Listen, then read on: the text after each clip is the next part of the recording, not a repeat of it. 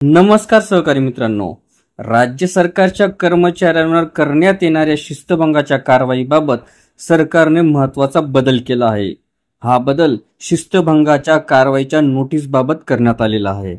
त्यासाठी आता माहिती आणि तंत्रज्ञानाचा वापर करण्यात येणार आहे। शिस्तभंगाच्या कारवाईची नोटीस आता ईमेल, व्हॉट्सअपवर सुद्धा मिळणार आहे।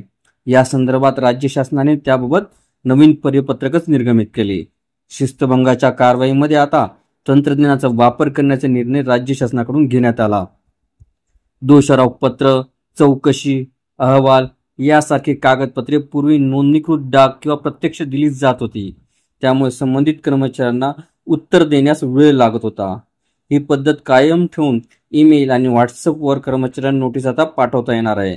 वेळेत पत्रव्यवहार पोहोचत नसल्यामुळे शिस्तभंग कारवाईला उशीर होत असल्याचे प्रशासनाच्या लक्षात आल्यामुळे हा बदल करण्यात आला।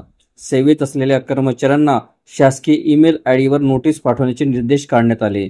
तसेच सेवानिवृत्त कर्मचाऱ्यांना वैयक्तिक ईमेल आणि व्हॉट्सअपवर नोटीस देण्यात येणार आहे। नोटीस मिळाल्यावर कर्मचाऱ्यांना पोच देण्याचे बंधन ठेवण्यात आले। कामकाजाचा वेग वाढवण्यासाठी ही नवीन डिजिटल प्रणाली स्वीकारण्यात आली आहे। राज्य शासनाने 3 जून रोजी मार्गदर्शक सूचना जारी करून परिपत्रक प्रसिद्ध केले।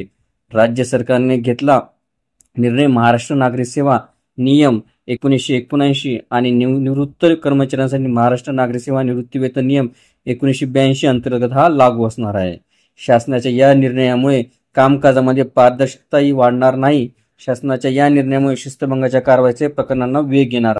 आपल्याला व्हिडिओ आवडले असल्यास चॅनलला नक्कीच लाईक, शेअर आणि कमेंट्स करायला विसरू नका। तसेच चॅनलला ऑल नोटिफिकेशन्स ऑन करून सबस्क्राईब करा, जेणेकरून व्हिडिओचे सर्व नोटिफिकेशन्स आपल्याला सर्वप्रथम मिळतील। लवकरच आपण पुढच्या व्हिडिओमध्ये भेटूया। तोपर्यंत नमस्कार।